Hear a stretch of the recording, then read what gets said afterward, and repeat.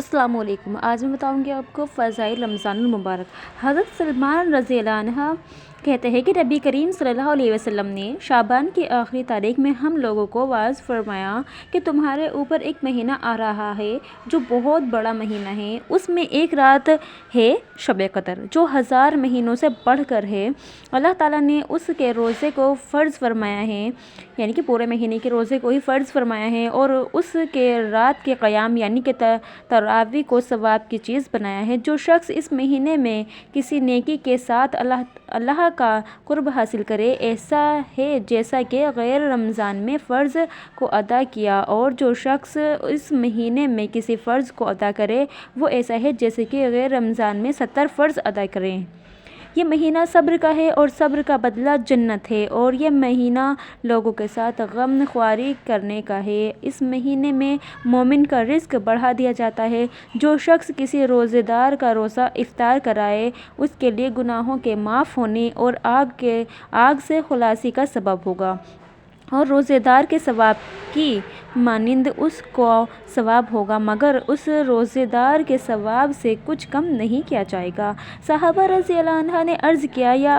یا رسول اللہ صلی اللہ علیہ وسلم، ہم میں سے ہر شخص تو اتنی وسعت نہیں رکھتا کہ روزے دار کو افطار کرائے، تو آپ صلی اللہ علیہ وسلم نے ارشاد فرمایا کہ پیٹ بھر کر کھلانے پر موقوف نہیں، یہ ثواب تو اللہ تعالیٰ یعنی کہ اللہ جل شانہ ایک کھجور سے کوئی افطار کرا دے، یا ایک گھونٹ پانی پلا دے، یا ایک گھونٹ لسی پلا دے، اس پر بھی مرحمت فرما دیتے ہیں۔ اللہ تعالیٰ بہت بڑا مہربان ہے، بس ہمیں جو ہے اچھے کام کرنے کی ضرورت ہے۔ یہ ایسا مہینہ ہے کہ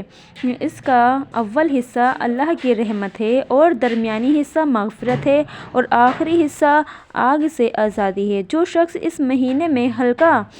کر دے اپنے غلام و خادم کے بوجھ کو، حق تعالیٰ شانہ اس کی مغفرت فرما دیتے ہیں۔ یعنی کہ جو شخص مان لو کسی کے پاس غلام ہے تو وہ ہلکا کر دے، مطلب اس کو ایک مہینے کی جو ہے وہ کر دے، مغفرت کر دے، اس کو تھوڑا سا مطلب ڈھیل دے کہ بھائی اپنی اللہ تعالیٰ سے ذکر کرو، اللہ تعالیٰ کا ذکر کرو، نماز پڑھو، قرآن پڑھو، تو اللہ تعالیٰ جو ہے اس کی مغفرت فرما دیتے ہیں، اور آگ سے آزادی فرماتے ہیں۔ اور 4 چیزوں کی اس میں کثرت رکھا کرو، جن میں 2 چیزیں اللہ کی رضا کے واسطے، 2 چیزیں ایسی ہیں کہ جن سے تمہیں چارہ کار نہیں۔ پہلی دو چیزیں جس سے تم اپنے رب کو راضی کرو وہ کلمہ طیبہ اور استغفار کی کثرت ہے، اور دوسری چیز یہ ہے کہ جنت کی طلب کرو اور آگ سے پناہ مانگو۔ جو شخص کسی روزے دار کو پانی پلائے، حق تعالیٰ قیامت کے دن میرے حوض سے اس کو ایسا پانی پلائیں گے جس کے بعد جنت میں داخل ہونے تک آخر عشر کی تاک راتوں میں تلاش کرو۔ حضرت عائشہ رضی اللہ عنہا اس رات میں بارش ہوئی اور مسجد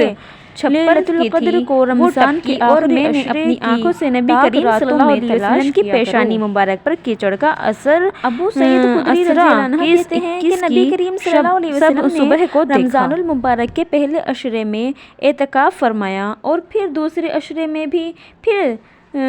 ترک کی خیمہ سے جس میں اعتکاف فرما رہے تھے باہر سر نکال کر ارشاد فرمایا کہ میں نے پہلے عشرے کا اعتکاف شب قدر کی تلاش اور اہتمام کی وجہ سے کیا تھا، پھر اسی وجہ سے دوسرے عشرے میں کیا، پھر مجھے کسی بتلانے والے یعنی فرشتے نے بتلایا کہ وہ رات آخری عشرے میں ہے، لہٰذا جو لوگ میرے ساتھ اعتکاف کر رہے ہیں وہ آخر عشرے کا بھی اعتکاف کریں۔ مجھے یہ رات دکھلا دی گئی تھی پھر بھلا دی گئی، اس کی علامت یہ ہے کہ میں نے اپنے آپ کو اس رات کے بعد کی صبح میں دوستو سبھی کو اللہ تعالیٰ سے دعا کرتے رہنا ہے، استغفار اور کلمہ طیبہ کثرت سے پڑھنا ہے۔ Thank you so much guys, please share کرو۔